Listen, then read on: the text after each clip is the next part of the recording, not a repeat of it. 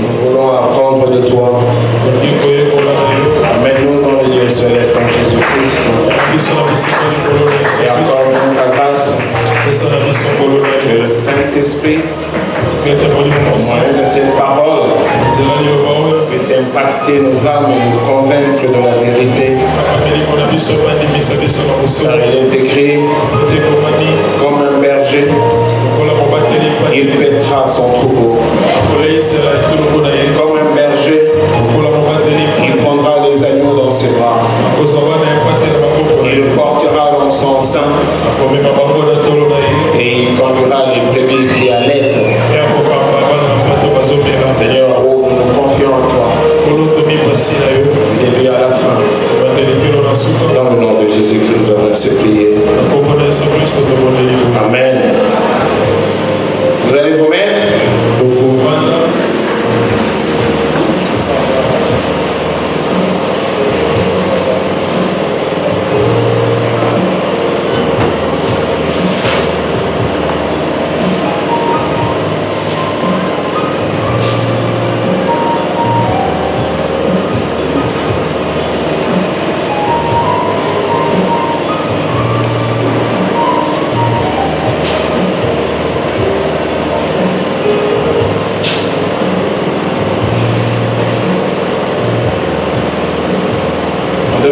Avec le frère Yvan, il est sur un thème important selon nous. Mais ce dimanche, il doit prêcher aux élus, c'est pourquoi il n'est pas avec nous. Alors je me demandais s'il fallait emboîter le pas ou rester avec notre thème qu'on avait avant qu'il revienne. Donc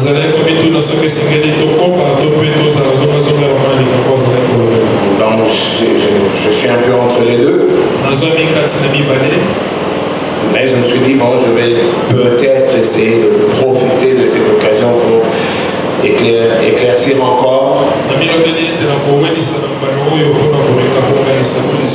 Parce que nous avons toujours traité de ce thème-là. Ce sujet-là qui est un sujet super important pour l'épouse de Jésus-Christ. Parce qu'il est question de l'épouse de Jésus-Christ. Alors, on va simplement s'y mettre et voir comment planer par-ci par-là. Je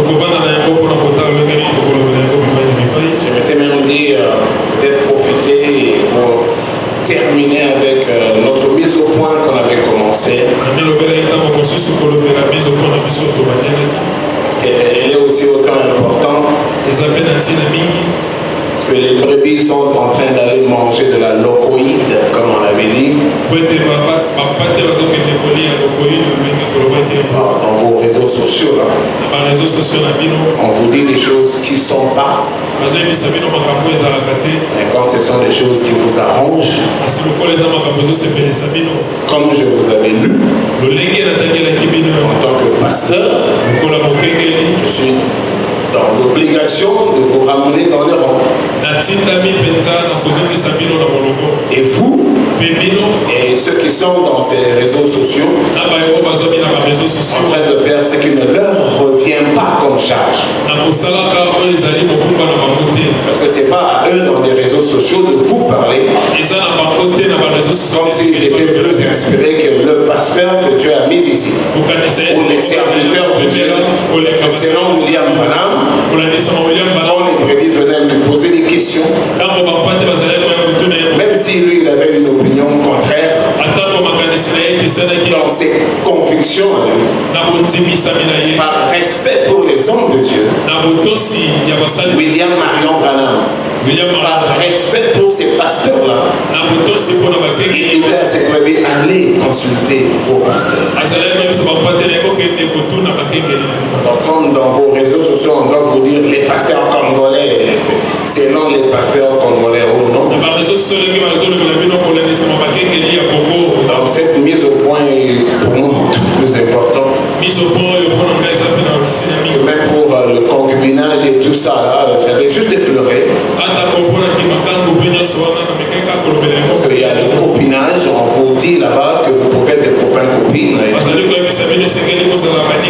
Et on vous incite aussi à aller encore plus loin. Parce que je suivais, on posait des mains. Est-ce que le prophète a dit comment démarcher pour trouver une concubine? Je ne sais pas si nous, c'est la 40e génération depuis le réveil de l'épouse. Parce que le prophète dit la deuxième génération s'affaiblit. Et la troisième génération est dans la bouillabaisse. Alors que prophétiquement, nous voyons vraiment les choses aller comme vers une fin certaine. Nous, on va avoir des conventions pour qu'on se dise comment ajouter des femmes et des concubines.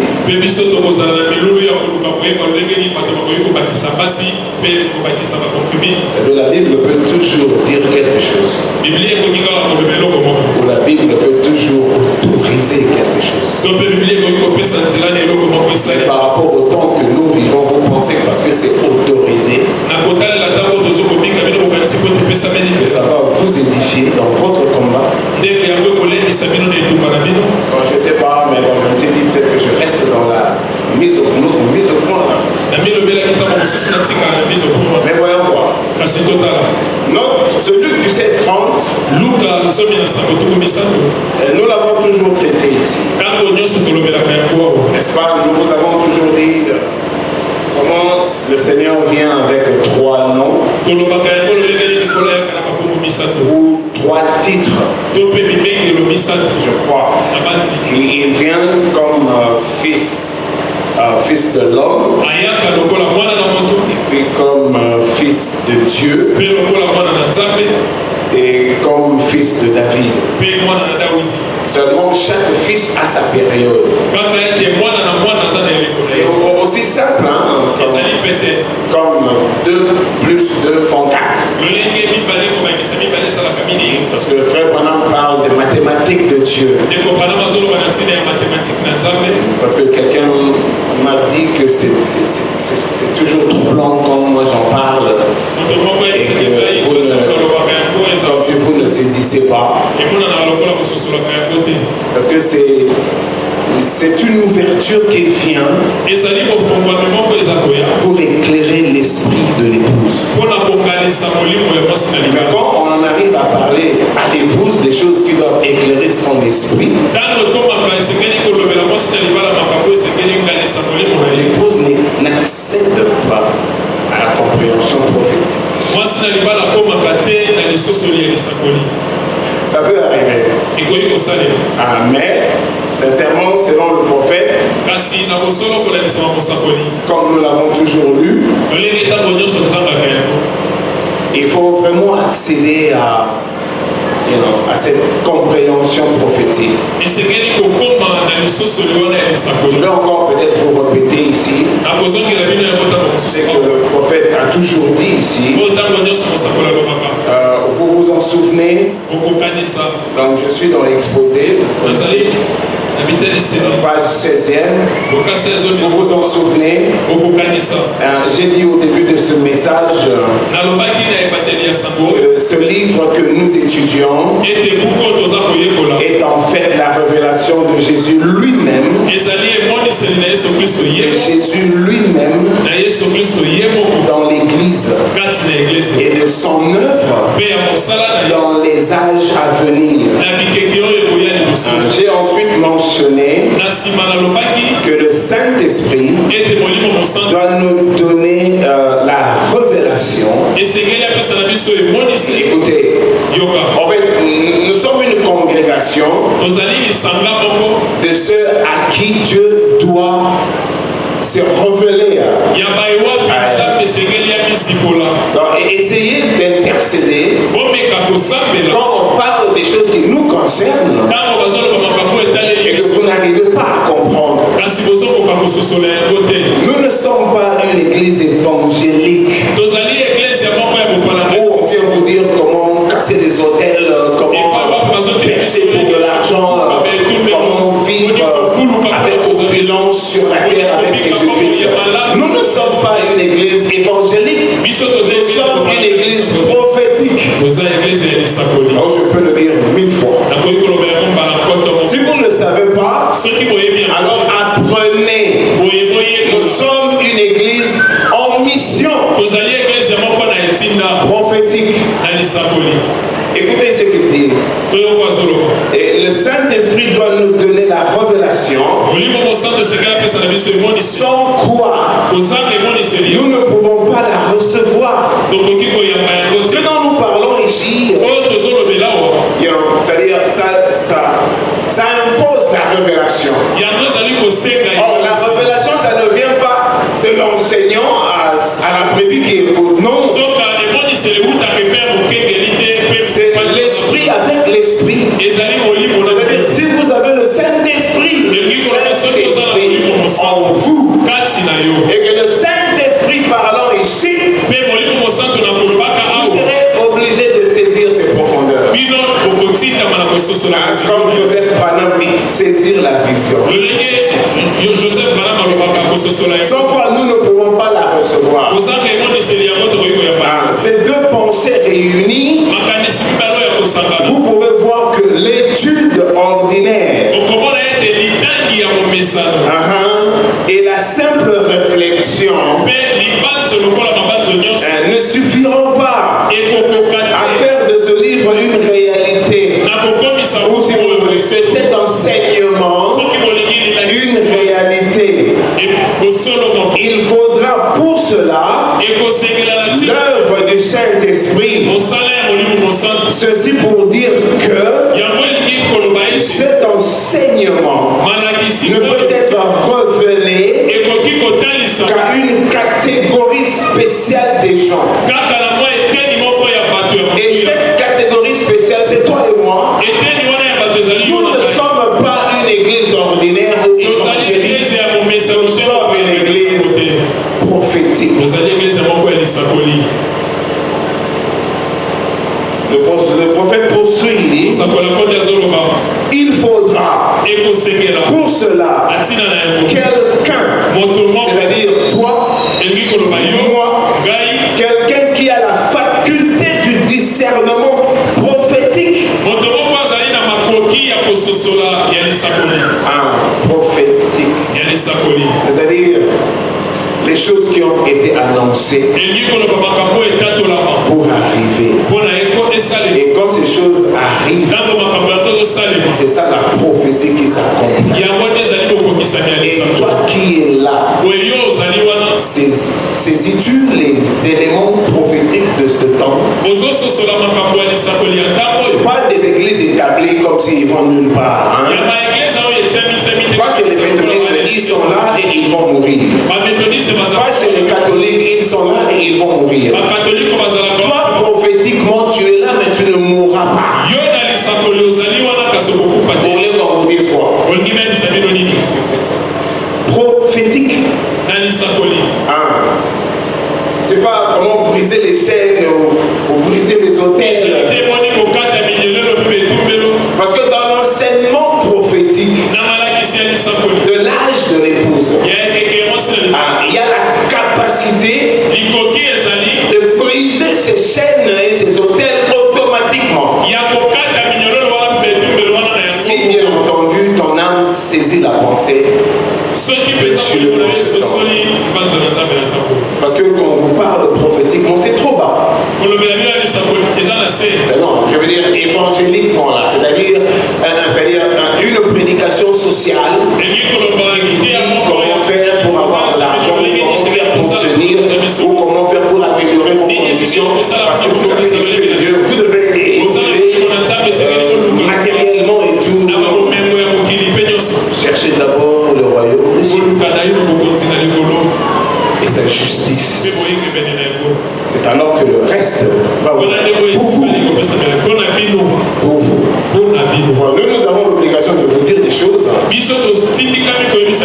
Parce qu'en ce jour-là, le Seigneur va nous juger. Il va nous regarder. Et il va discerner que nous vous avons tout dit. Mais que c'est plutôt vous qui ne preniez pas. Vous savez ce qu'il dira? Il dira, bon serviteur, mets-toi à l'écart. s'ils n'ont pas ces choses, il nous jugera. Donc supportez-nous quand nous essayons de vous voilà quoi. Il dit cela nécessitera une capacité d'écouter Dieu. Dieu parler.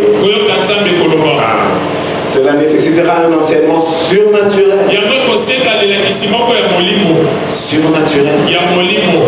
Pas seulement d'étudier en comparant un verset à l'autre. Comme les théologiens. Voilà quoi. Je voulais seulement lire ça. Enfin, on va voir si on peut commencer. On peut se lever alors pour lire la parole. Alors carrément, nous allons emboîter les pas et voir. Luc 17.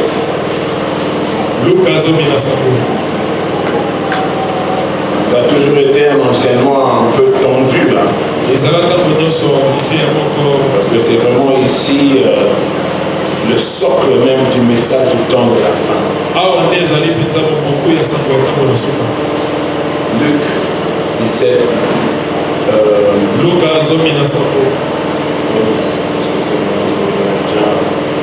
Luc 17:30.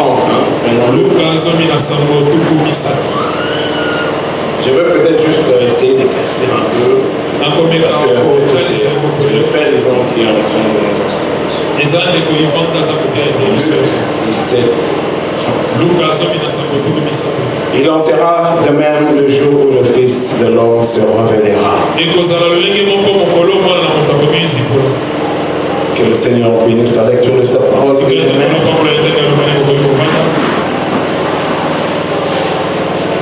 Il en sera de même le jour où le Fils de l'homme se révélera. C'est vraiment ici le problème. Luc 17:30. Quand le Seigneur s'adresse à nous, parlant de cet événement à venir. Je viens de dire, c'est ici où nous avons tous nos problèmes, ici toutes nos contradictions. C'est Luc 17:30 implique bien des tâches à accomplir. De la part du Seigneur en ce temps. Et les choses sont tellement entremêlées.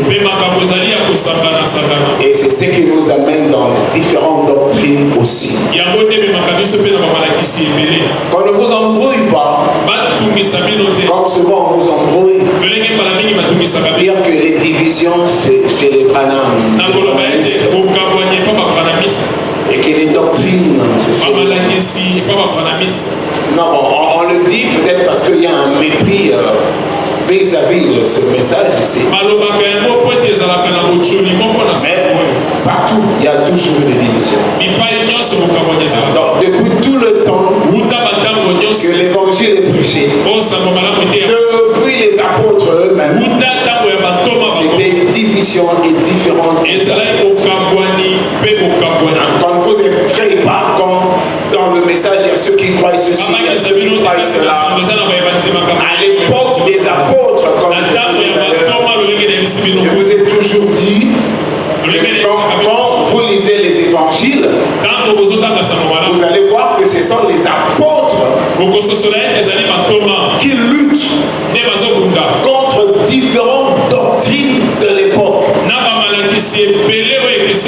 Lesquelles doctrines se basaient sur le message du Seigneur Jésus-Christ. Le Seigneur a donné son message et il est parti. Et tous ceux qui sont restés là, chacun prenait son morceau et partait. Chacun prenait sa portion et s'en allait. Et il y avait autant de divisions à l'époque.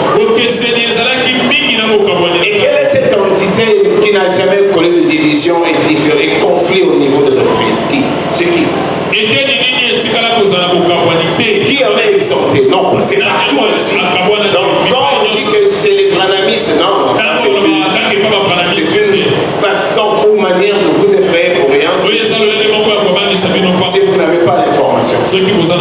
Partout dans toutes ces églises ici, il y a des divisions. Dans toutes ces églises ici, chez les catholiques, chez les protestants, il y a des divisions et des différentes façons de voir les choses. Voilà pourquoi nous avons, je ne sais pas, à l'époque de William Branham, il y avait plus de 900 différentes dénominations.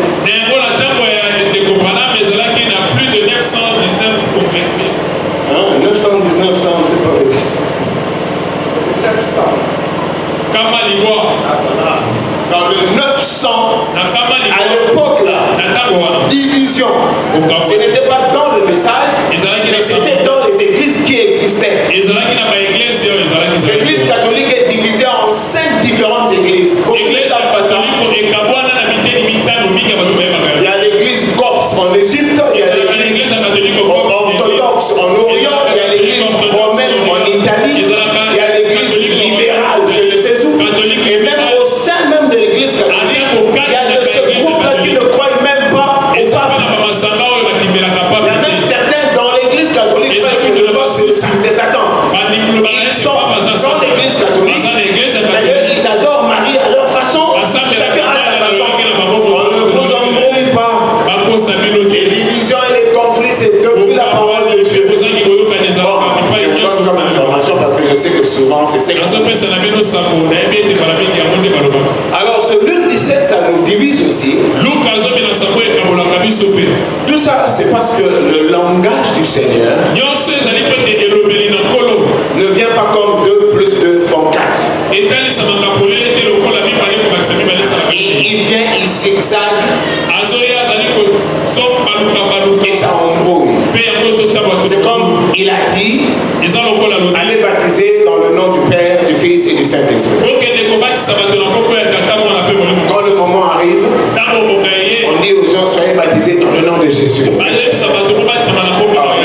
Il a dit que lui-même a dit. D'ailleurs, quand l'église catholique a été instituée et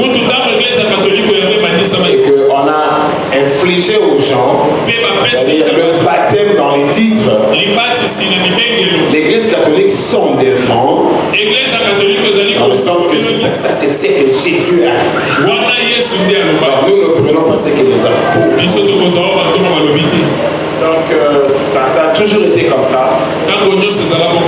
Mais bon, si tel que le prophète vient de nous le dire ici, si vous avez l'esprit du discernement, vous allez discerner la chose. Parce que déjà ici, dans Luc 17,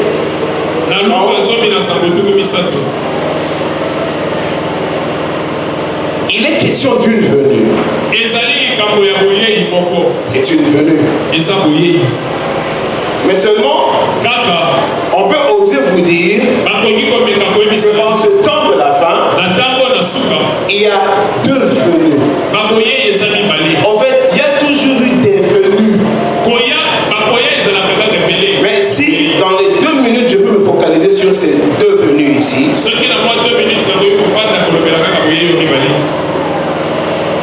Bon, voyons voir. Parce que si vous pouvez prendre avec moi vos Bibles, venez un peu avec moi. Dans Jean, je crois, ça doit être...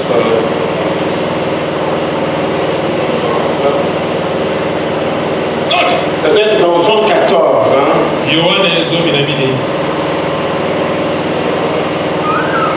Dieu de ça, c'est toujours parce qu'on n'a pas renouvelé notre machine. Ça fait ce genre de... Prenons Jean 14. Jean 14e. Jean 14. Soyons très attentifs. Il dit ceci. Que votre cœur ne se trouble point. Croyez en Dieu et croyez en moi. Il y a plusieurs demeures dans la maison de mon Père. Si cela n'était pas, je vous l'aurais dit. Je vais vous préparer une place. Et lorsque je m'en serai allé, et que je vous aurai préparé une place, je reviendrai. Je reviendrai et je vous prendrai avec moi, afin que là où je suis, vous soyez aussi. Ici, c'est la seconde venue normale, si je peux m'exprimer ainsi. Ou alors, c'est cette seconde venue physique. Parce que dans Luc 17:30, c'est aussi une venue. Mais seulement cette venue de Luc 17:30, ça vient pour te faire entrer dans le processus de préparation qui va t'amener jusqu'à l'accomplissement de Jean 14. Parce que quand il accomplit Jean 14, il ne touche pas la terre. Il est ce qu'il a dit dans Thessaloniciens, nous le rencontrerons dans les airs. Mais Luc 17:30, il vient sur la terre. C'est pourquoi Luc 17:30 est lié à Luc 18. Écoutez, quand il dit ceci, Luc 18:8, je répète, c'est une étude. Luc 18:8, dans sa partie B, hein? Mais il dit ceci, mais quand le Fils de l'homme viendra, trouvera-t-il la foi sur la terre? Hey, le Seigneur a autant de titres, hein? Il a autant de fonctions. Écoutez-moi, le Seigneur a autant de titres qu'il a autant de fonctions. Le Seigneur que nous rencontrons dans les airs, qui nous prend pour l'enlèvement, c'est Jésus-Christ en tant que Seigneur. Mais le même Seigneur que nous recevons ici dans Luc 17:30, c'est le même Jésus, mais cette fois-là, non pas comme Seigneur, mais comme Fils de l'homme. Vous devez apprendre à le distinguer ainsi et à le placer selon ses postures. Sinon, alors il faut aller chez les Nzambe Malam. Ici, c'est l'étude de la parole de Dieu. Parce que le Luc 17:30 qui vient, c'est pour nous enseigner le plan de la rédemption.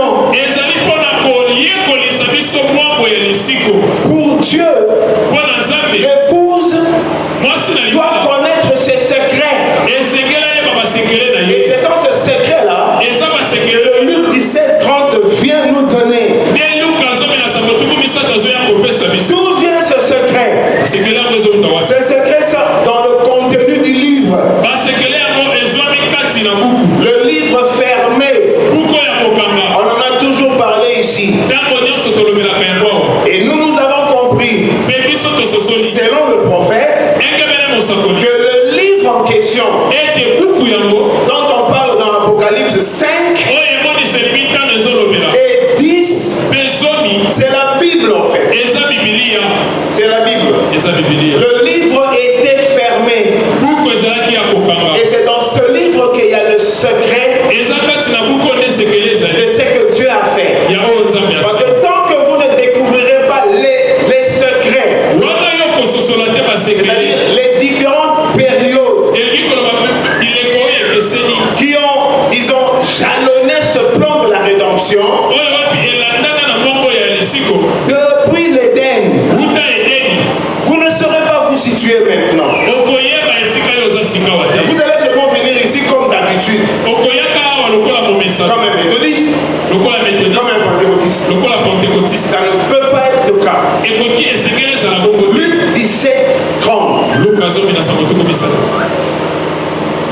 Il en sera de même le jour où le Fils de l'homme se révélera.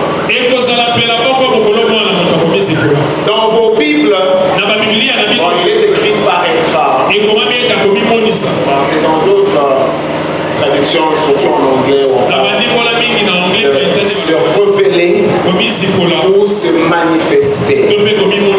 Mais il n'y a pas de problème. On parle de parousia. Parousia, ça veut dire la présence du Seigneur Jésus-Christ. C'est la parousia. Bon, on a déjà eu à enseigner ça ici. Ce qui déclenche la parousia, c'est au fait ce Luc 17:30. C'est une descente. Je crois avec moi, nous avons eu à en parler, à en reparler et tout. Pourquoi Luc 17:30? Nous avons découvert avec vous que quand le Seigneur Jésus-Christ vient, c'est vrai qu'il vient avec ses 3 titres ou ses 3 fonctions. Fils de l'homme, Fils de Dieu et Fils de David. Fils de l'homme, parce qu'en fait c'est lui qui est le prophète. Vous avez entendu parler de Moïse. C'est un demi-prophète. Vous avez entendu parler d'Ésaïe. C'est un demi-prophète. Vous avez entendu parler de Jean-Baptiste. Tous ces prophètes-là, ce sont des demi. Ils avaient Jésus-Christ en portion. Le vrai prophète, c'est ni Moïse, ni Ésaïe, ni Ézéchiel. C'est lui le Fils de l'homme. C'est pas quand il est arrivé, il s'est mis à nous parler ce que les autres n'ont jamais dit. D'abord, il surprend Nicodème par la nouvelle naissance. Quel est ce prophète qui a parlé de ça avant lui? Dès qu'il a commencé à enseigner, c'est lui qui parle déjà du royaume des cieux.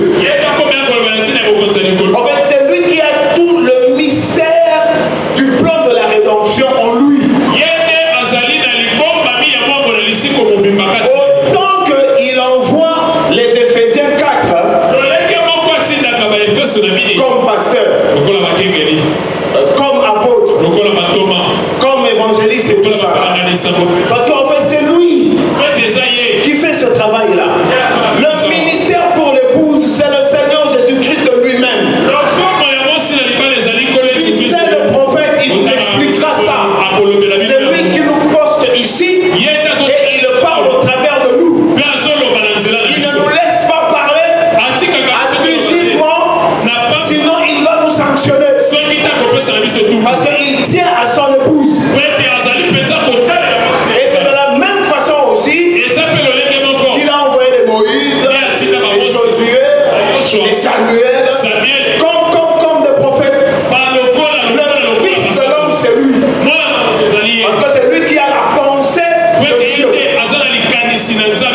Mais maintenant, il vient selon Ésaïe 61. Pourquoi lui qui était déjà venu là-bas, il vient encore? Pourquoi lui qui est venu, il est monté à la croix, il a même crié tout est accompli. Pourquoi il doit encore venir? Parce que sa mission, écoutez, on en parle souvent ici. La mission du Seigneur Jésus-Christ, sa mission essentielle, ce n'est vraiment pas de nous aider à survivre socialement. Donc, ça sont les conséquences de sa mission. La mission du Seigneur Jésus-Christ, c'est de ramener Adam Le Seigneur Jésus-Christ est venu pour Adam. Maintenant, vous devez comprendre qu'est-ce qui s'est passé là-bas chez Adam. Qu'est-ce qu'était Adam? Comment vivait-il? Et comment vivons-nous? C'est la mission de la rédemption. Or, la mission de la rédemption a deux phases. On en parle ici au point de se fatiguer. Isaïe 61. Alors, l'Esprit du Seigneur est sur moi. Il m'a envoyé pour annoncer un jour de grâce et un jour de colère. Et quand Jésus vient, il entre dans la synagogue, il prend la prophétie, il lit seulement une portion. Il y avait deux portions. Et écoutez-moi comme à l'école. Deux portions. Ce n'est pas moi qui le dis. C'est Isaïe 61 qui le dit. Et quand on nous amène jusque dans l'Apocalypse 5, le vieillard a dit quoi? Le lion a vaincu. Parce qu'il est question de la rédemption. Pas la rédemption d'acheter des voitures parce que le Saint-Esprit t'a béni. Non. Pas la rédemption de fonder une famille parce que tu es. La mission de Jésus-Christ, c'était pour Adam.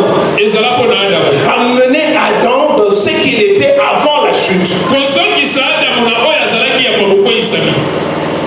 La rédemption. Il est entré dans la synagogue. Et il a lu juste une portion. Il a laissé l'autre portion. Il a mis un point. Mais l'autre portion. Et c'est ce que vous et moi nous avons toujours lu. Cessez de dire que vous ne comprenez pas. Cessez de dire que vous ne comprenez pas. Je vous ai lu le prophète ici. Montez, accédez à la vision. 2. Il a dit, l'un de ces jours, vous chercherez à trouver, je crois, l'un des jours du Fils de l'homme. Et on a découvert, d'après Malachie 4, que c'est 2 jours. Le premier, c'est quand il est monté à la croix. Et le deuxième, c'est quand il doit venir à la fin, boucler la démarche de la croix. Boucler la démarche qui a commencé à la croix. Fils de l'homme. Il est entré dans la synagogue comme fils de l'homme. Fils de Dieu. C'est quand le Saint-Esprit est descendu à la Pentecôte.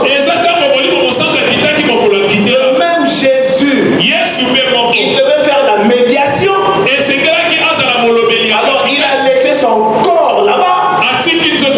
Mais il a du travail sur la terre. Alors il descend comme en onction. Et cette onction-là de la Pentecôte a une fonction. Et c'est la deuxième fonction. Fils de Dieu. Bon, je peux peut-être vous dire, André, vous ne comprendrez toujours pas. Vous voyez quand les chrétiens du premier âge résistaient aux fausses doctrines. Le prophète dit, les vrais croyants par le Saint-Esprit, c'est-à-dire Jésus en eux comme fils de Dieu, repoussaient les fausses doctrines. Vous voyez quand on commençait à tuer les chrétiens, on les tuait par multiples façons, vous savez. Jésus-Christ, en eux comme Saint-Esprit, agissait comme fils de Dieu. Fils de Dieu veut dire la présence de Jésus par le Saint-Esprit, conduisant son Église.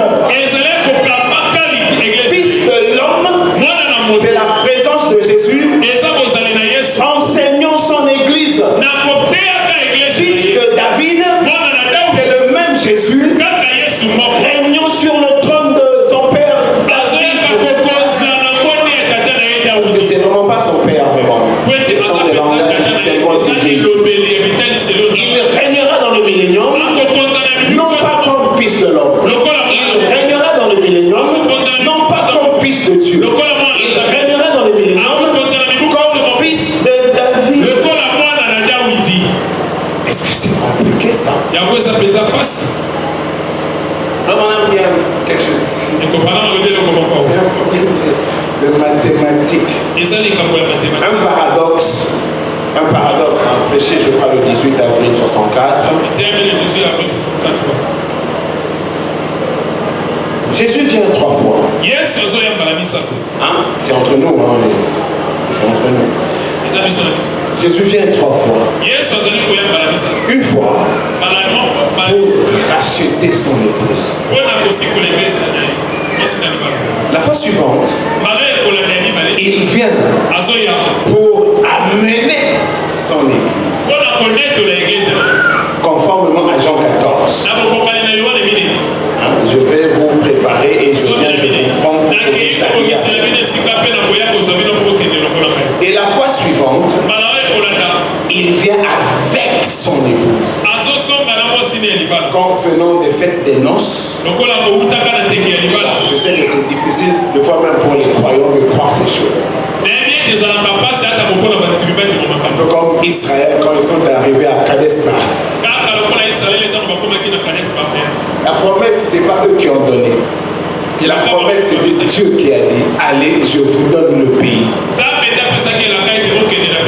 Mais ils arrivent là, ils voient des murs, des villes fortifiées. Est-ce qu'on va vraiment arriver jusqu'à là? En dehors, c'est encore ça. Et en dehors de ces murs, ils voient des géants. Et ils ont dit, nous sommes comme des fourmis devant cela. Est-ce que vous Kadesh Barnea. Je sais que beaucoup, quand ils pensent à ces choses, ce monde va s'arrêter. Il n'y aura plus de Congo, Kinshasa, Congo. Il n'y aura plus de Rwanda, il n'y aura plus rien. Il n'y aura plus de Kenya. Et vous savez qu'il y a beaucoup qui ne prennent pas. Et nous irons. Et nous irons avec lui. Écoutez. Et la fois suivante, il vient avec son épouse. C'est-à-dire toi. C'est toi qui partiras avec lui. Et c'est toi qui reviendras avec lui. Il ne régnera pas seul. Il régnera avec toi. 3 venus, voyez-vous? Tout comme Père, Fils, Saint-Esprit. Tout va par 3. La mathématique de la Bible, elle est parfaite. Si vous suivez correctement ces mathématiques, vous garderez votre histoire dans l'ordre. Mais si vous sortez de ces mathématiques, vous aurez une vache qui broute au-dessus de l'arbre.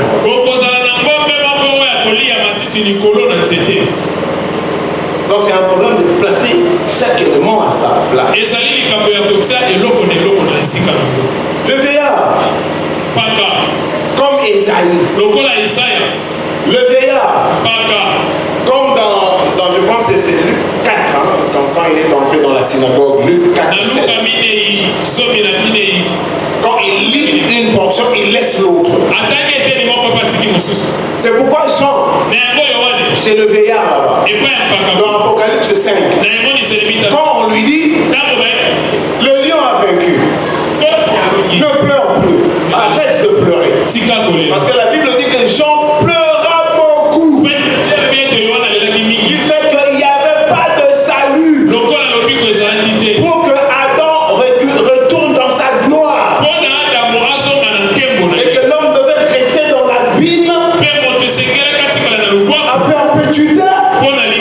Parce qu'il n'y a personne pour sauver l'homme, ni au ciel, ni sur la terre, ni sous la terre.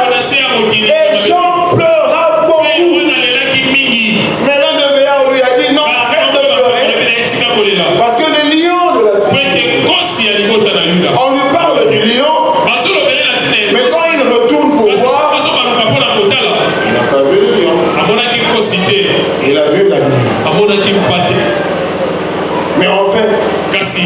C'est le lion, l'agneau. Mais seulement, c'est chaque fonction à son temps. C'est-à-dire que le lion a vaincu parce qu'il était à la croix. Mais il n'est pas monté à la croix comme lion. Il est monté à la croix comme l'agneau. Mais voici, il vient là comme agneau.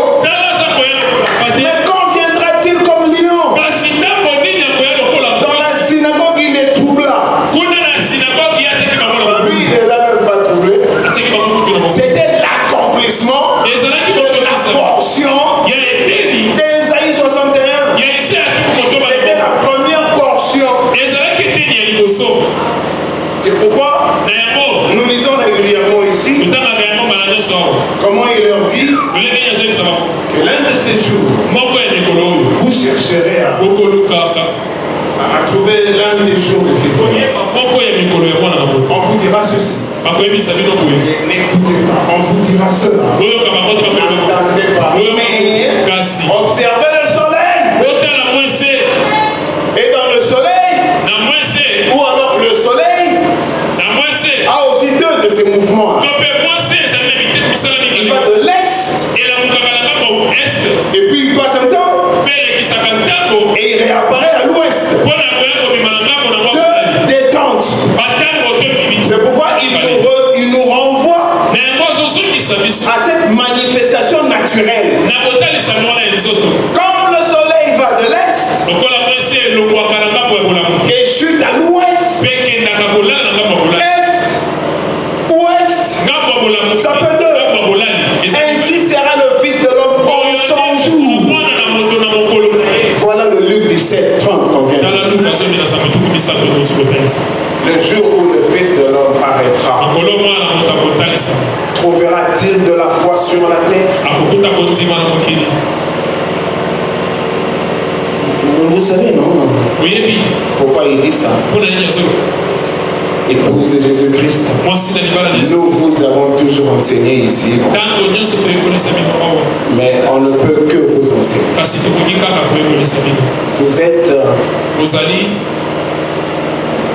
Vous êtes un groupe prophétique. Vous n'êtes vraiment pas un groupe évangélique. Non. On doit vous enseigner. Parce que le Fils de l'homme est venu pour ouvrir le livre. Or, quand il ouvre le livre, il vous enseigne le programme. Il vous révèle les raisons de tous les événements qui ont émaillé cette longue période de 6000 ans. Pourquoi il y a eu ceci? Pourquoi il y a eu cela? Pourquoi Israël a rejeté? Pourquoi Jésus-Christ est venu? Et pourquoi les autres l'ont cloué à la croix? Et pourquoi quand on a commencé à prêcher, pourquoi tel événement est arrivé? Pourquoi en 325 par exemple? Pourquoi l'Église catholique? Pourquoi Martin Luther? Pourquoi Wesley? Et pourquoi la Pentecôte de 2000 ans est rentrée à l'ouest? Là-bas, j'ai le pasteur William Seymour. Pourquoi tout ça? Et pourquoi ici aujourd'hui, Israël qui était épargné, pourquoi rentre-t-il? Et qu'est-ce que c'est que cet être-là, Jésus-Christ? Je vous dis, il y a à boire et à manger ici. Comprendre c'est que cet être, Jésus-Christ, qui tantôt apparaît comme fils, qui tantôt apparaît comme Dieu, ou tantôt on dit fils de Marie, tantôt on dit non, ce n'était seulement qu'un grand maître, et tantôt carrément c'est Jésus, Jésus seul. Pourquoi toutes ces contradictions autour de sa personne? Qui est-il? Le prophète insiste. C'est toute la Bible, c'est la révélation de Jésus-Christ. Donc c'est pas moi qui prêche Et on verra si on pourra toujours placer les éléments. Voilà la raison de cette portion de Luc 17. Pourquoi a-t-il dit que ce qui arriva du temps de Noé arrivera de même au jour du Fils de l'homme? Quand il est en train de dire ici, il est là. Celui le Fils de l'homme. Mais de quel jour nous parle-t-il ici? C'est de la deuxième phase. Vous voulez quoi? Je vous ramène encore dans Esaïe. Nous avons lu ça ici 36 000 fois. Au point de fois ça nous gêne de vous rappeler toujours Esaïe 61.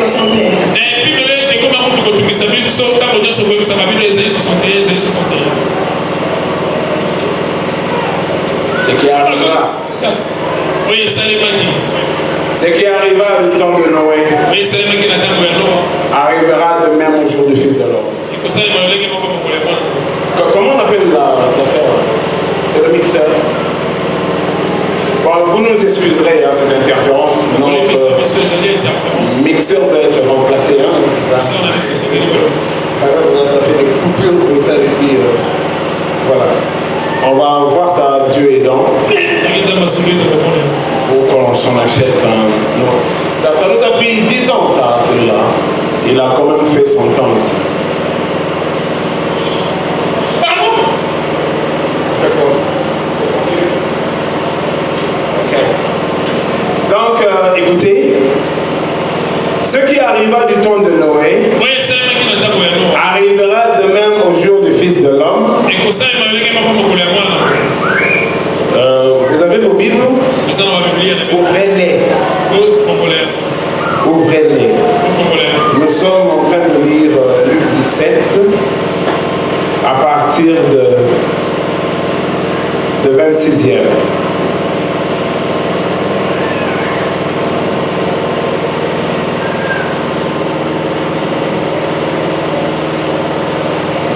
Bon, je vous coupe, 26e. Bon. Peut-être pas pour ne pas vous fatiguer.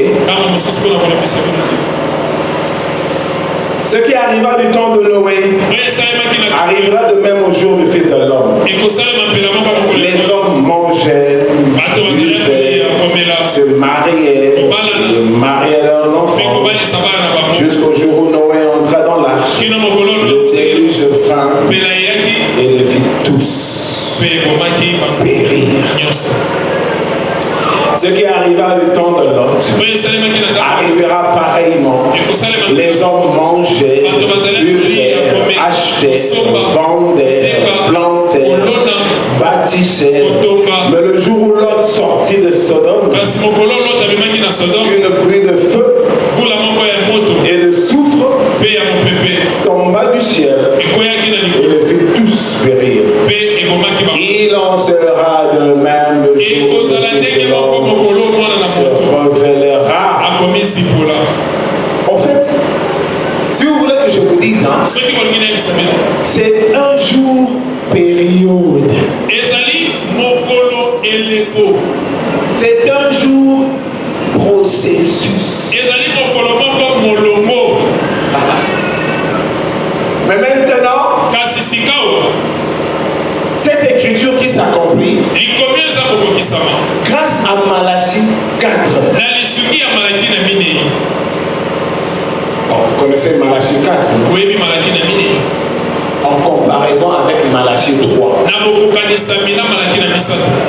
Parce que Malachie 3, c'est toujours l'esprit d'Élie qui vient pour présenter l'agneau. Mais cette fois-là, l'esprit d'Élie, ce n'est pas Élie le Tishbite. Cette fois-là, ce n'est pas Élie Élisée. Cette fois-là, c'est Élie Jean-Baptiste. Malachie 3. Élie vient pour présenter agneau dans sa première venue. Mais comme il y a encore Luc 17 30 à accomplir plus tard,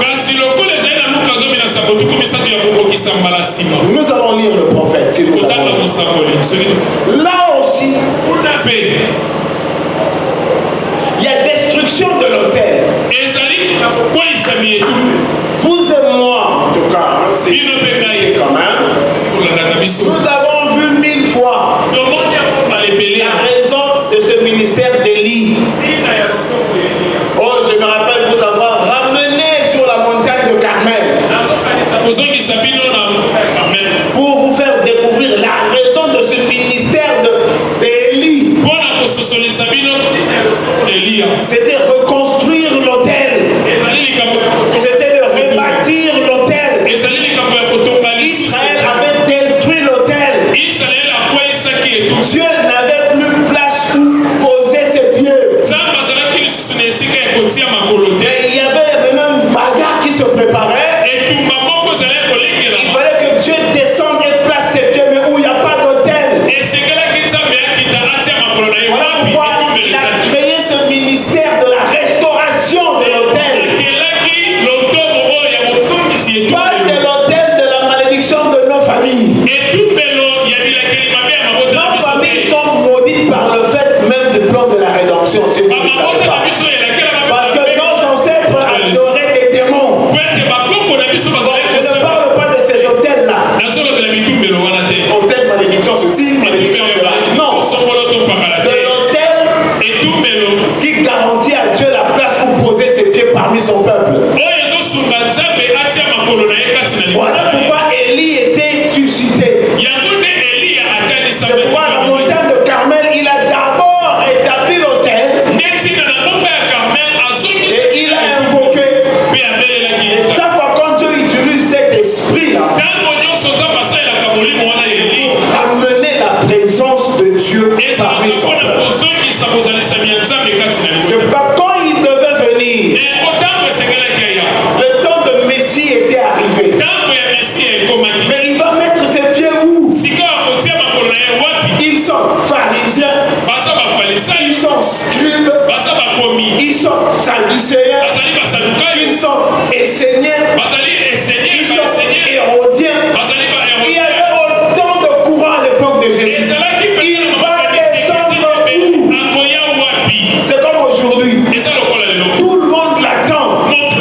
Mais il viendra comme qui? Le Dieu des méthodistes, ou le Dieu des catholiques, le Dieu des protestants, ou le Dieu des presbytériens, ou le Dieu des pentecôtistes. Parce qu'au départ, ces différents courants ne sont pas là. Ça se construit après. Pour embrouiller le peuple de Dieu. Au mont Carmel, Élie a ramené l'autel. Alors Élie de Malachie 3, parce que le Messie doit venir. Mais Dieu regarde, ils sont divisés. Et chacun avec une mauvaise doctrine. Chacun avec une mauvaise doctrine. Voilà pourquoi il envoie Jean-Baptiste. Voilà pourquoi il a été dit aux parents de Jean-Baptiste, il sera revêtu du même esprit d'Élie, afin de me préparer un peuple disposé. Mais ils étaient là dans des synagogues, non? Ils étaient là dans des temples. Mais Dieu avait besoin d'un peuple préparé autrement. Voilà pourquoi Malachie 3. Ça c'est pour Jean-Baptiste. Mais Malachie 4, il vient pour la destruction. Mais qui vient détruire? Alors ce sera toujours lui-même. Christ. Oh là là, si j'avais peut-être le temps, je vous dirais le mot. Donc, Luc 17:30 accomplit Apocalypse 10. Oh, pour que Luc 17:30 soit activé, il faut que Malachie 4:37. Et Malachie 4, c'est un prophète, un fils de l'homme. C'est seulement un prophète. Jésus-Christ, c'est le prophète. Qu'est-ce qu'il vient faire ici? Le jour où le Fils de l'homme paraîtra. Trouvera-t-il de la foi? Pas au ciel, sur la terre. Parce que Luc 17:30 le ramène. Vous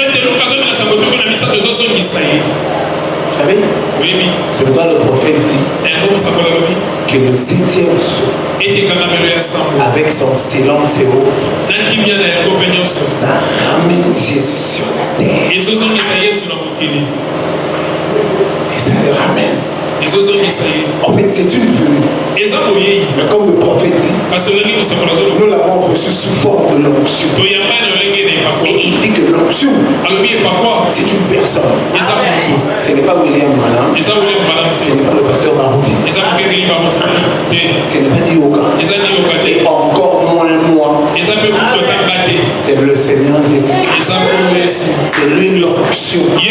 Dans toute sa personne, il est venu. Le prophète dit, son corps est gardé là. Parce qu'il est en mission sur la terre. Il ne peut venir avec ce corps-là. Parce que ce corps-là continue à intercéder. Bon, là aussi, il y a à boire et à manger. Intercession terminée. Là aussi, c'est les Branham qui sont dans des méli-mélos.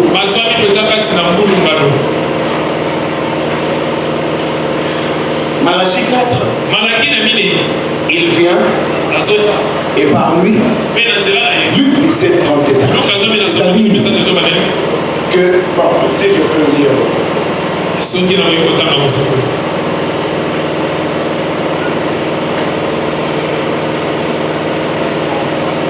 il dit ceci.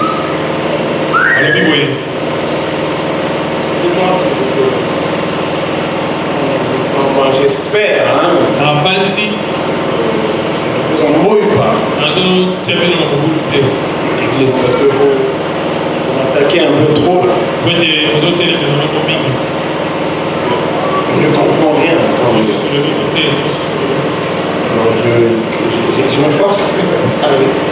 Lentement, tout doucement. Je sais que vous voulez être évangélique. C'est votre droit, non. C'est-à-dire l'évangile social, quoi. Comment s'acheter une chemise, comment manger, comment boire. Matthieu 6, quoi. Je sais que nous aimons beaucoup ça.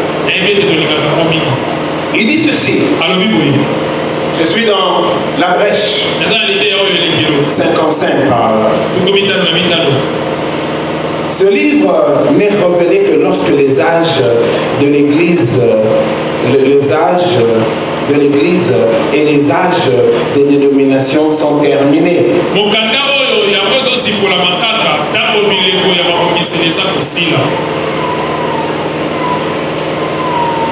C'est pour cette raison. Oh, le prophète dit, il y a un tel méli-mélo ce soir. Vous voyez?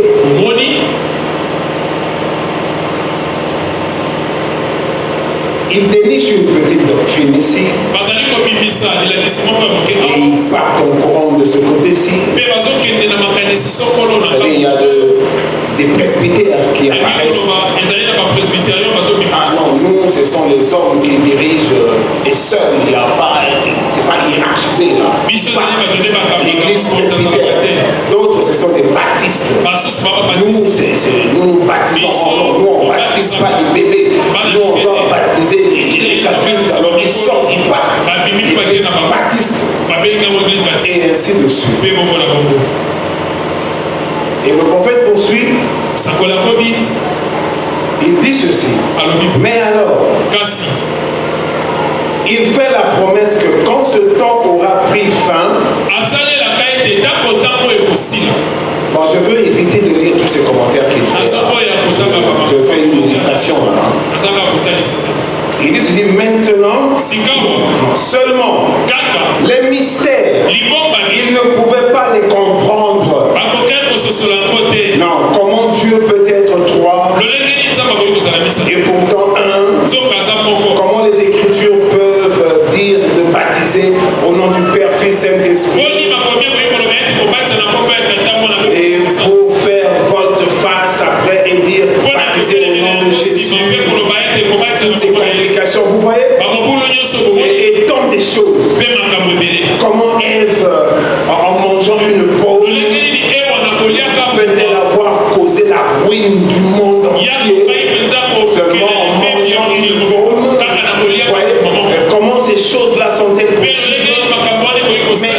mystères, il nous est promis qu'ils seront révélés au temps de la fin.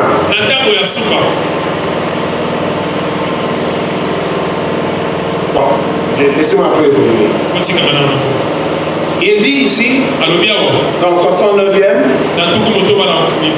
alors ils sont scellés, ces choses, ces mystères. Et il n'y a absolument rien qu'on puisse faire. Depuis tout ce temps-là, il faut que le sceau soit brisé. Vous qui comprenez les versets en note, vous qui prenez les versets en note, Éphésiens 4:30, n'attristez pas le Saint-Esprit de Dieu, par lequel vous avez été scellés jusqu'au jour de votre rédemption. Retenez ce mot, rédemption. Vous voyez, jusqu'au jour où le livre de la rédemption est révélé, où le Rédempteur vient réclamer son bien. Rien ne peut le briser, ce sceau. Vous voyez, ne l'attristez pas.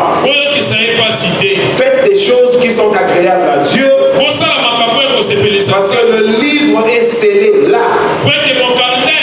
Et vous êtes scellés là-dedans. Et le Saint-Esprit lui-même est le sceau. Vous voyez? Et ce dévoilement se produira qu'au temps de la fin. Au temps de la fin. Pas quand il est allé mourir à la croix. Bon, quand il est allé mourir à la croix, il est mort, mais c'est bien. Il y a encore du temps de l'évangélisation. Il y a encore une longue période de christianisme. Donc c'est pas encore la fin. Alors il ne peut pas tout accomplir là-bas.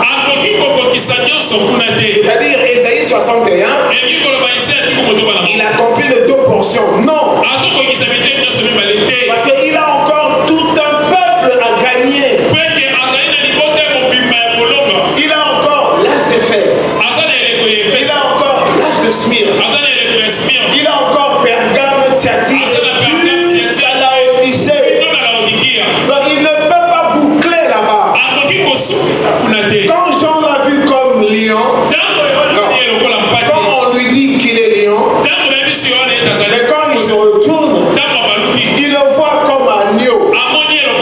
Et il est resté agneau tout le temps. Il est allé prendre le livre de la même sécurité. Parce qu'il n'a pas été dit qui est digne de prendre le livre et de mourir à la croix. Non. Le salut de l'homme.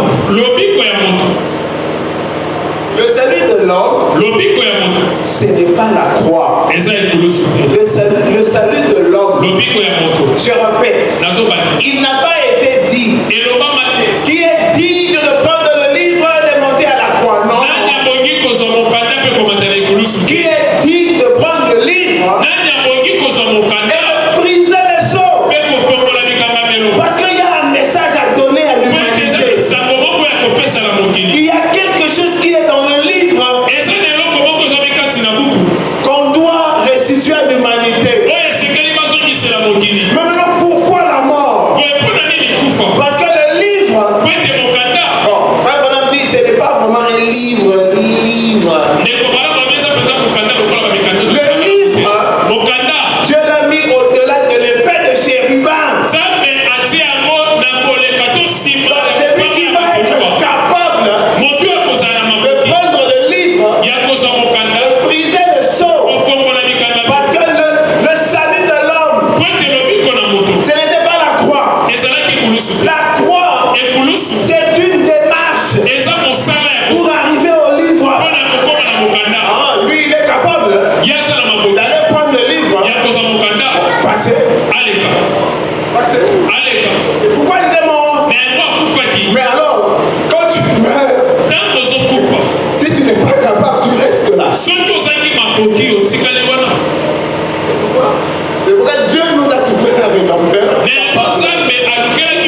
Jésus-Christ est mort pour aller chercher le livre. En fait, la puissance de l'éternité que l'homme avait perdue, la félicité, la gloire, la béatitude de l'homme que Dieu lui a retiré, et il a mis entre les chérubins.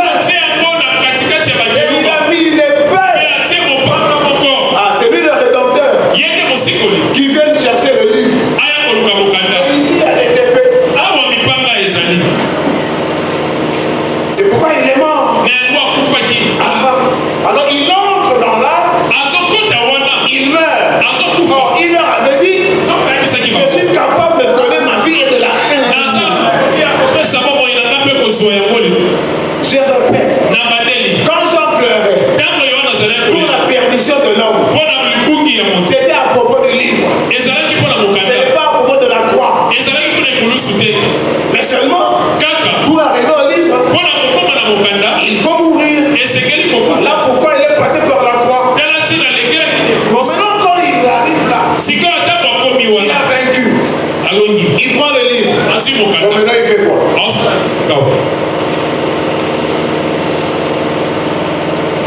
Il doit briser le sceau.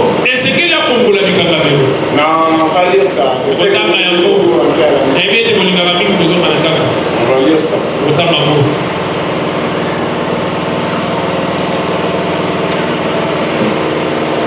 Quelqu'un l'a trouvé? Ici, on ne parle que de ça. C'est pas Matthieu 5? Non. C'est pas Jean 10? Non. Donc, personne ne parle. C'est Romains 3. Alors dans Apocalypse 5.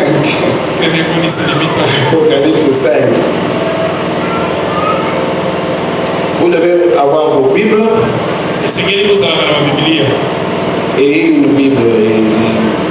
Lisez-la. Lisez. Faites mal quand vous ne lisez pas.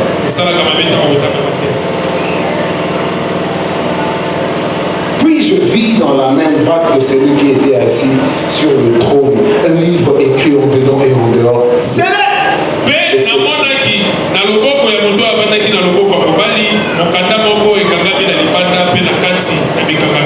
Et je vis un ange puissant qui criait d'une voix forte. Qui est digne d'ouvrir le livre, d'en rompre les sceaux, et personne dans le ciel, ni sur la terre, ni sous la terre, ne put ouvrir le livre ni le regarder. Et je pleurais beaucoup. Vous imaginez pleurer beaucoup? Imaginez pleurer beaucoup. Donc il a suffisamment pleuré, je crois, en gémissant. Parce qu'il était question du salut de l'humanité. Il faut prendre le livre. Et nous, le prophète dit, dans le livre, outre le message, il y a le titre de propriété. Et arrivons. Et je pleurais beaucoup. Mais cette personne ne fut trouvée. Ni d'ouvrir le livre, ni regardez comment vous êtes. Et l'un des meilleurs me dit ne pleure point. Voici le lion de la tribu de Judas. Le résultat de David a vaincu. Et c'est 7 sauts. Voilà. En fait, c'est ça le salut. Le livre scellé. Mais il devait mourir. Voilà la croix. Donc en fait, la croix, ce n'est vraiment pas ça la rédemption. Non, non. Bon, je parle d'après Malachie 4. Je parle d'après Malachie 4. La croix n'est qu'une démarche. Il devait aller jusqu'à la fin. La fin, c'est quoi? Il a vaincu. On lui donne maintenant le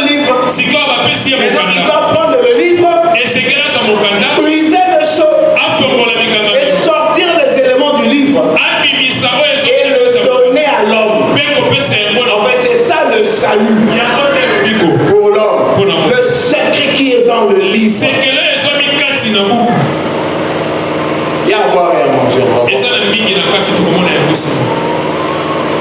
Mais maintenant, comment va-t-il briser le sceau? Parce que quand il brise le sceau, c'est fini. Parce que le brisement de sceau forcément amène à l'enlèvement. Quand il va briser le sceau, la rédemption est terminée. Voilà pourquoi il n'a pas ouvert ça là-bas. Il y avait encore des périodes à venir sur la terre. Parce qu'il est mort il y a 2000 ans. Il y avait encore tout un peuple à gagner. Les apôtres lui ont posé la question. Quand on l'a vu ressusciter, c'est fini. Donc arrête tout maintenant. Tu vas restaurer le trône de David maintenant. Vous connaissez ça, on a lu ça ici 36 000 fois. C'est acte 3. C'est acte. Il leur a dit. Qu'est-ce que il faut aller à Jérusalem. Ce n'est pas à vous d'entrer dans le programme de Dieu. Il y avait encore un peuple à gagner. Il ne brise pas encore les sceaux. Le brisement de sceaux, ça implique l'enlèvement. Le brisement de sceaux, ça termine la rédemption.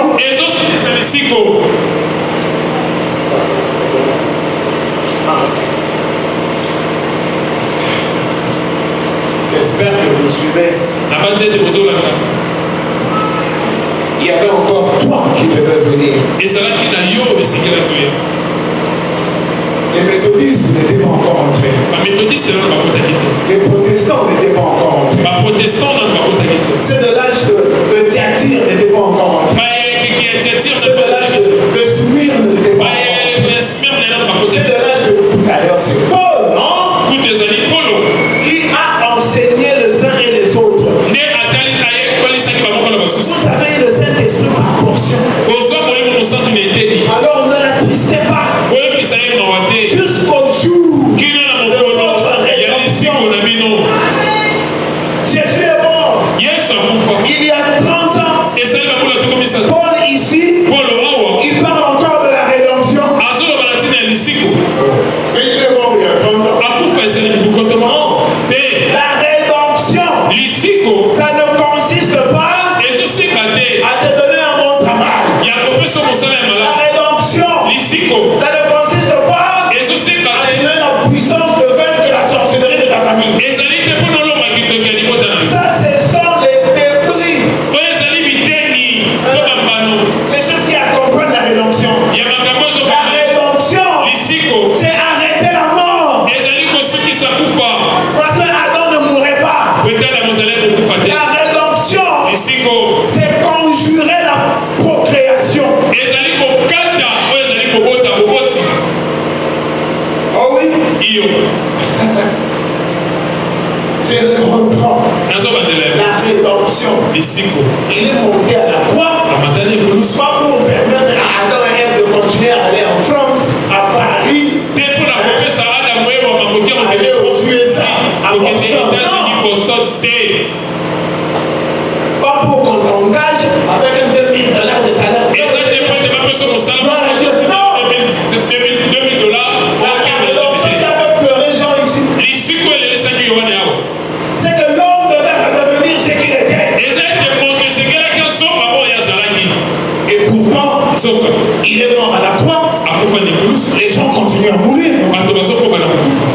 Comme plus de 2 000 ans, qui ne vient pas à la vie pour mourir.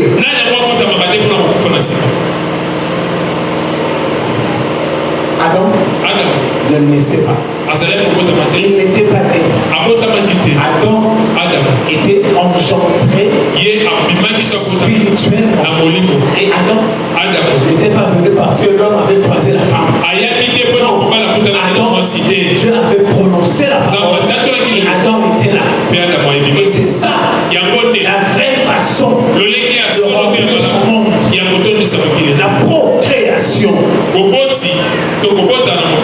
l'homme et de la femme. Parce que l'homme et la femme ne devaient pas procréer. Non. C'est pourquoi Jésus-Christ a parlé de la nouvelle naissance. Parce que la première naissance ici, là, qui fait que toi tu es là, c'est une volonté forcée. C'est pourquoi de l'autre côté, la première doctrine de Jésus, c'est de nous ramener maintenant à la vérité. La vérité, c'est que si vous ne naissez de nouveau, parce que la naissance de papa et maman, ça rappelle le péché de l'Éden. Et c'est une malédiction. Oh oui, c'est à cause de ce péché-là que l'humanité souffre ici. Ça doit s'arrêter. Voilà pourquoi, pour exprimer l'arrêt de l'utilisation sexuelle, Frère Branham introduit sa parole. Alléluia. Et là-bas de l'autre côté, il y aura plus de sexe. Il appellera par-ci. Il parlera pour une intéressine. Il va souffler. De la même façon qu'il avait fait auparavant. Parce que ça, c'est la vraie façon de venir. Voilà pourquoi nous naissons spirituellement et nous croissons spirituellement. C'est notre croissance spirituelle qui va finalement sauver le corps ici. C'est notre croissance spirituelle par le fait d'être né en Christ, par le fait d'être né par la proclamation de la parole. C'est ça la récréation. Quand tu as dit amen à la parole, alors tu naîtras cette fois-là de nouveau. À ceux qui croient en son nom, il leur a donné la capacité de devenir enfants de Dieu, lesquels sont nés de la volonté du sang et de la chair. C'est ça la relation sexuelle de deux. Cette fille ici. Et je me rappelle vous avoir dit, donc tu n'es pas né de nouveau. Même si tu vas aller à l'église ici. Donc tu n'es pas né de nouveau. Alléluia. Tu n'apparais pas devant lui. Parce que tu n'es pas encore né. Figurez-vous. Nicodème arrive là-bas. C'est la première bombe qu'il reçoit. Il n'a jamais entendu ça. Être de nouveau. C'est en rapport avec ce qui s'était passé à l'Éden. Et c'est en rapport avec la rédemption. C'est pourquoi l'apôtre Paul, qui conseille les chrétiens, attristé par le Saint-Esprit, en vivant comme des païens, attristé par le Saint-Esprit, retenez-le jusqu'au jour. Je laisse le prophète, je serai obligé d'arrêter peut-être aussi. Comme je vous ai dit, de toute façon, c'est pour moi qui pousse. Frère Yvan, il dit ici, je crois que c'est... Bon, il nous amène dans... Ok. Je crois que ça doit être...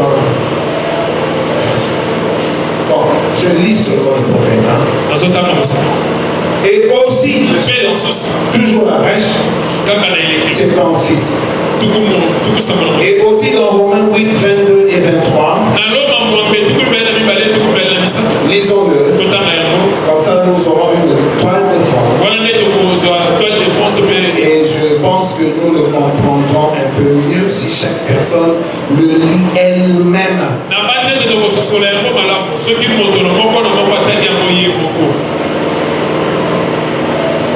Il dit ceci dans Romains 8. Écoutez, hein. Or, nous savons que jusqu'à ce jour, quand il parle ici, Jésus est mort.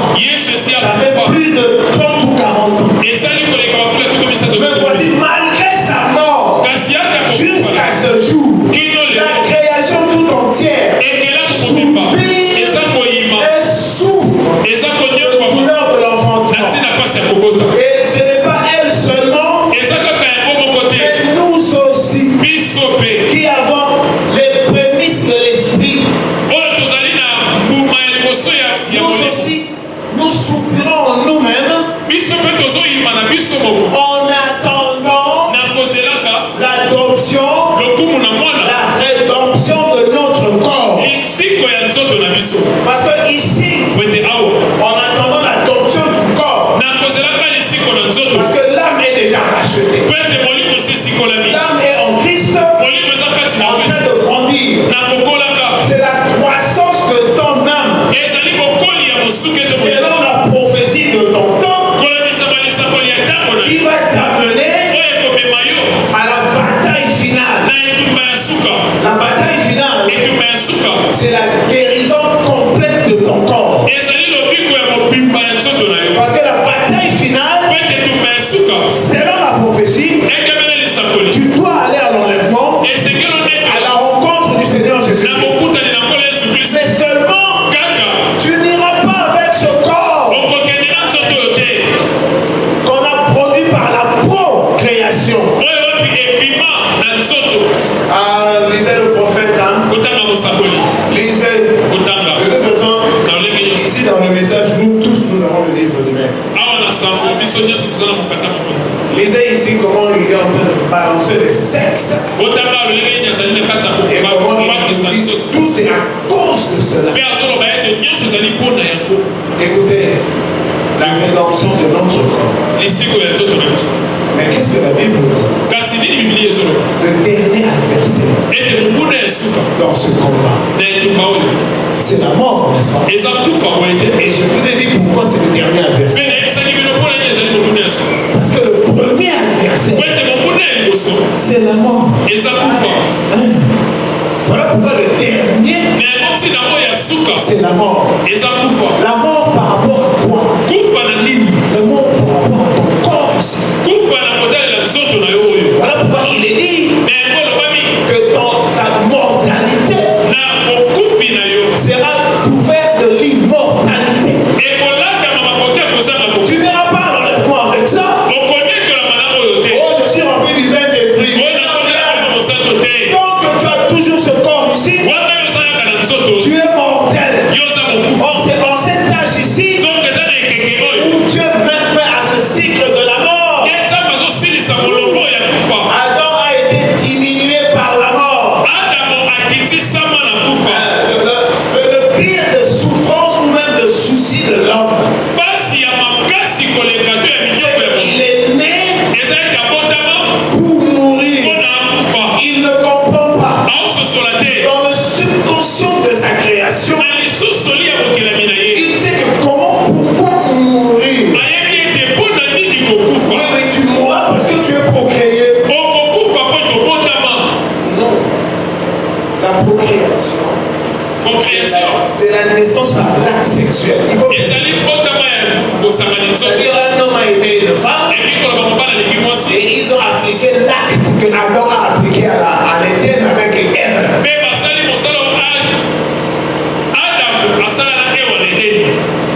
Et les enfants sont venus. C'est ça la procréation.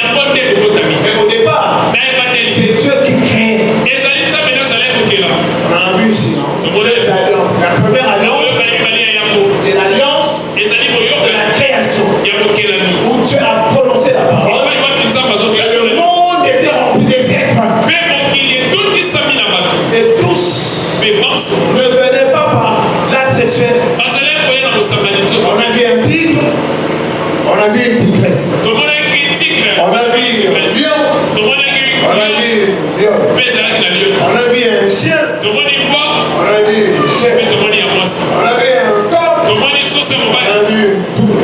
On a vu un bouc. On a vu un chef. On a vu un homme. On a vu une femme. Personne. Aucun d'eux. Par le croisement sexuel. C'est ça la première et la vraie alliance. Mais puisque Dieu avait en vue le plan de la rédemption, il devait faire passer l'homme par la période de souffrance. Ça devait se justifier. C'est pourquoi Ève a été créée telle qu'elle a été créée. Non, vous connaissez ça? Dans les faiblesses, pour que la chute arrive. Et à partir de la chute, Dieu retire la gloire. La mort est entrée par l'acte sexuel. Voilà pourquoi le prophète dit, on a regardé. Oh, il y a le pape. Voilà, dit non. Il est né par le sexe. L'évêque peut aller. Non, les anges. Non, ce n'est pas l'ange qui a péché, c'est l'ange.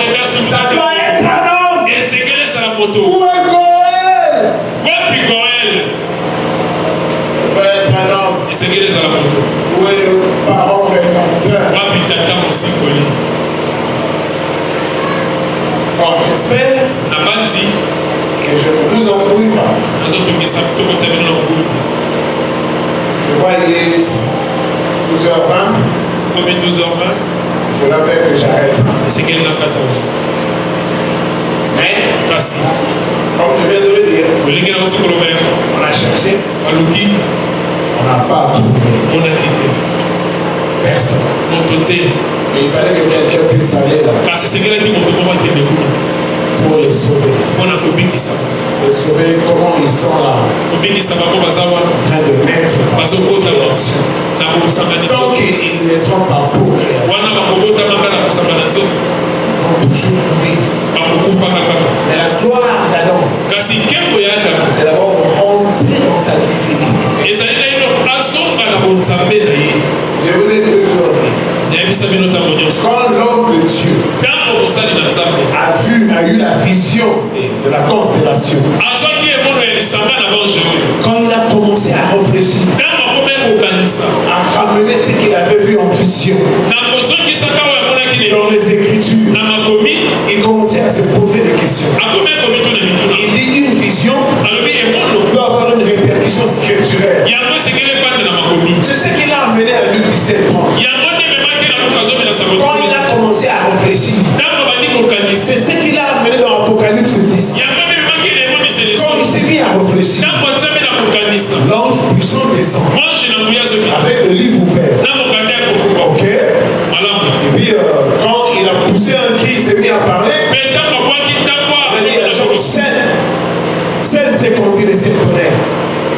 Celle c'est compter les 7 tonnerres.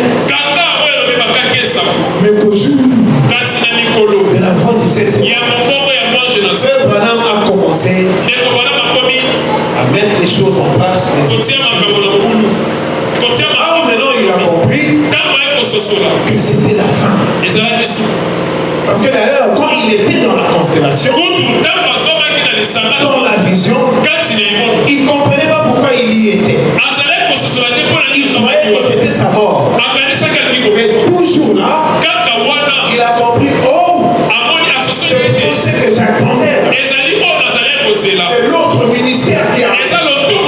Or, le ministère qu'il attendait, c'était le troisième poule. Je ne vais pas entrer là-dedans, mais seulement quand il sort de la vision ici,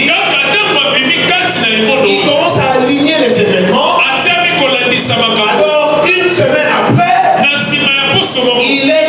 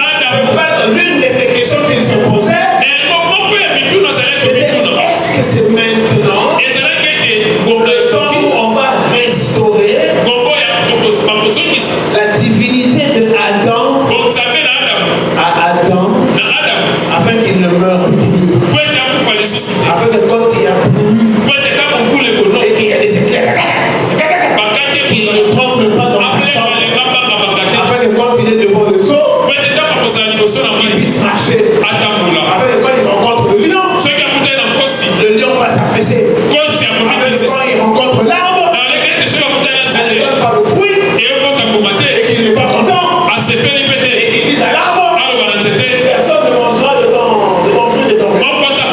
Et que l'arbre sèche. Alors quand il y a un mouvement de vent, alors regarde et dis aux trois femmes, arrête-toi.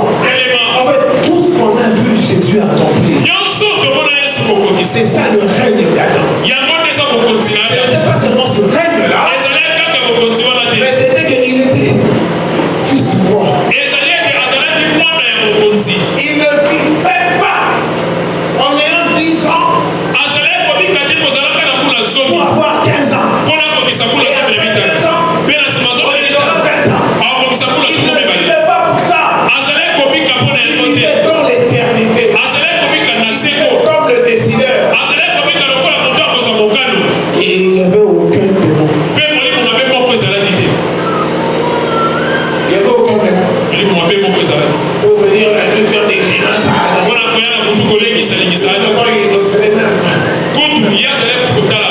En fait, c'est à ça la rédemption. Et c'est ça, Luc 17:30. Parce que je n'ai pas le temps de lire. On verra bien, je sais que le frère Yvan a des vides.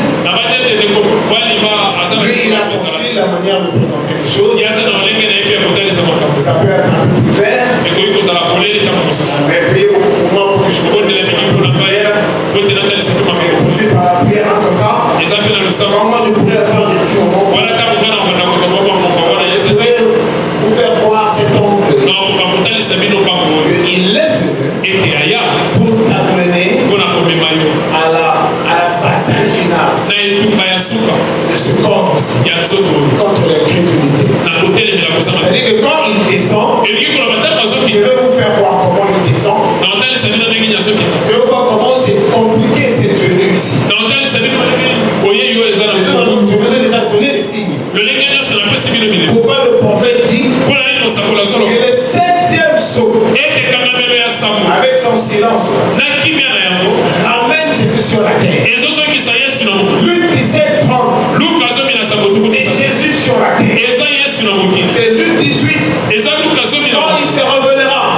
C'est en rapport avec Laodicée. Il est venu, mais Laodicée lui a fermé les portes. Il lui a fermé les portes. Ils n'ont pas la foi. C'est pourquoi il dit, il frappe à la porte. C'est lui qui ouvrira. C'est ça qui justifie Luc 18. Pourquoi dit-il que quand le Fils de l'homme viendra sur la terre, il nous fera dire de la foi? Mais lui qui vient ici dans la Église, il y a l'Église catholique qui est là, il y a l'Église protestante qui est là. Les ruelles sont rongées par les églises. Qu'il y aurait un problème de la foi. Parce que quand le messager vient, personne ne le voit. Parce que pour voir Jean-Baptiste, il fallait aller au Jourdain. Mais beaucoup n'y allaient pas. Ils restaient dans la ville. Ils avaient leur temple. Ils avaient les synagogues. Mais Dieu n'était ni au temple, ni dans les synagogues. Jésus a dit à la Samaritaine, ça sera ni au temple, ni sur cette montagne. Que ceux qui adoreront, organisez-vous les élèves. Adoreront l'esprit en vérité. Là, c'est pour l'église ici. Mais pourquoi tout ça? Parce que Laodicée est aveugle, est misérable, est nu, et il lui a fermé la porte. Voilà pourquoi notre Malachi a enseigné. J'accuse cette génération de crucifier Jésus-Christ pour la scène. C'est ce même Jésus qui était venu. C'est ce même Jésus qui s'est trompé. Et ils lui ont fermé la porte.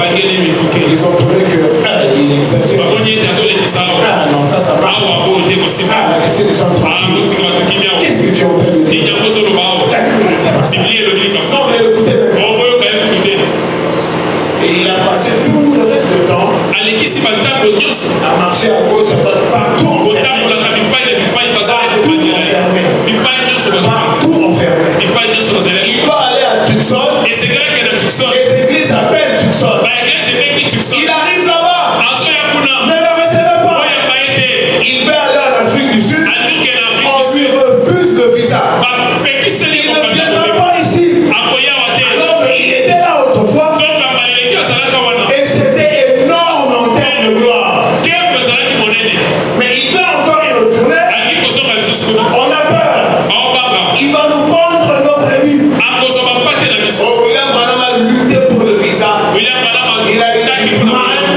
avant-hier en Afrique du Sud.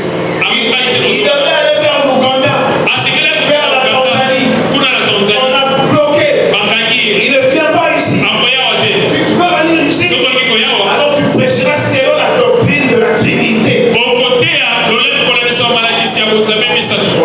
Je vous amène prophétiquement. Afin que vous compreniez cette écriture. C'est là où ça s'accomplit. Ils ont fermé la porte. Là où ils étaient aveugles. Riches, installés des églises avec des bâtiments énormes.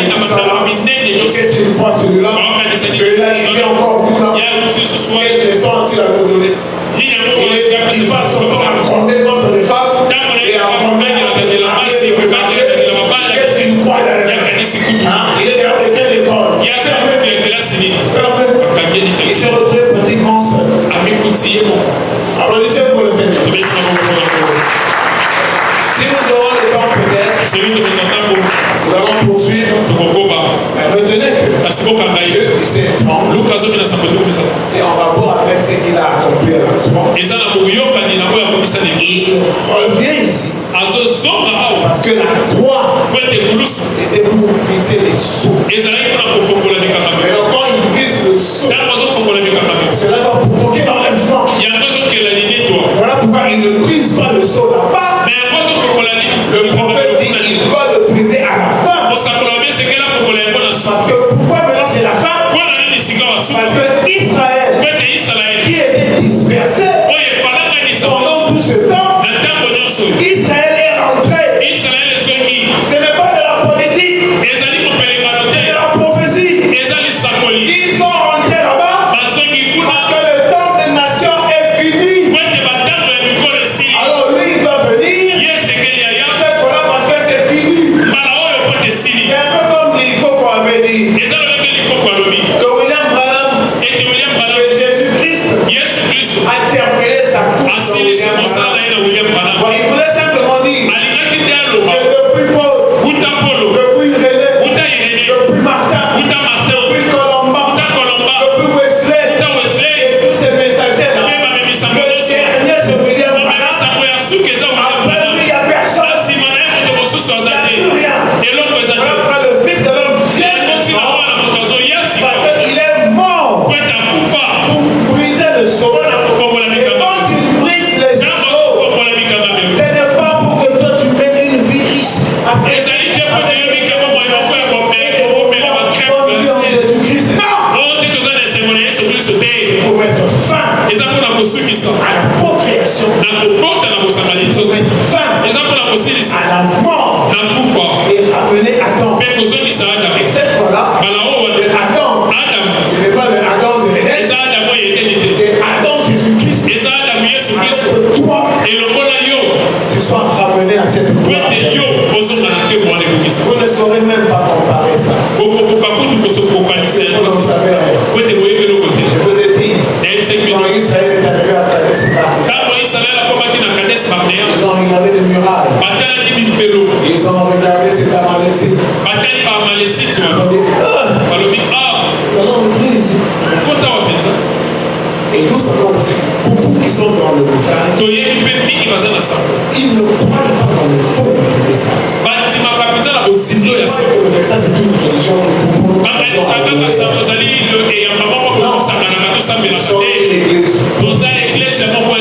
nous sommes en mission. Et par nous, à la résurrection. Et c'est par nous que le système est si facile. Je répète, toi et moi, notre mission prophétique, c'est que le monde est fini. Et c'est par toi que Dieu va vaincre la mort. Il a frappé Adam. Et c'est par toi qu'il jugera ce monde. Applaudissez pour le Seigneur. On va poursuivre plus tard. On va se lever. Avec nos yeux fermés.